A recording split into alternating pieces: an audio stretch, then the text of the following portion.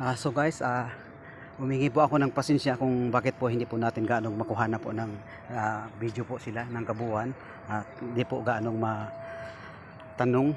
Wala po tayo gaanong mga tanong sa kanila dahil bilang respeto na rin po dahil ibang nasyon po yung pinuntahan po natin.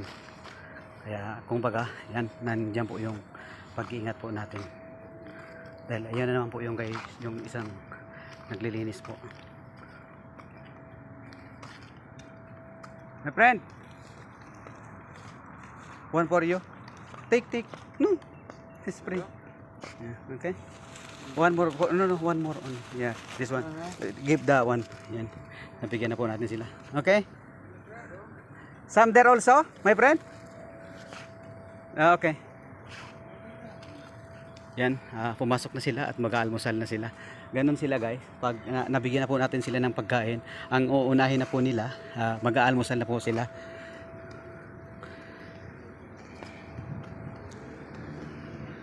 At yung isa nandun sa dulo, pupuntahan po natin.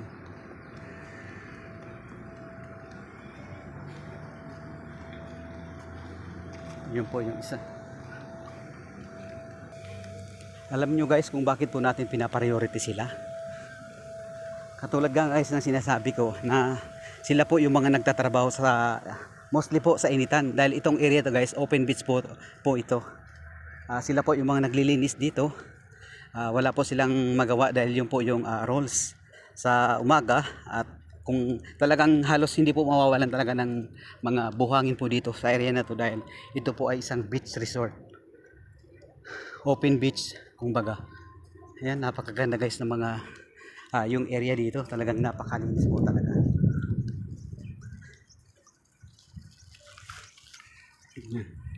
Talagang super alagang-alaga po talaga yung mga halaman at mga puno na mga itinanim po dito. At yun na naman po yung isa na bibigyan po natin ng makakain na isa pong tagalinis.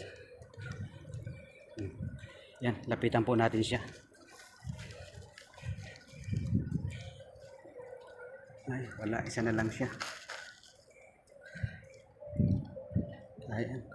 Nag-short tayo guys, kaya ang maibibigay po natin, maghahanap na lang po tayo dun sa area na iba. Dahil yung area po yung guys, bali tatlo po sila. Hindi na po tayo nagpahalata.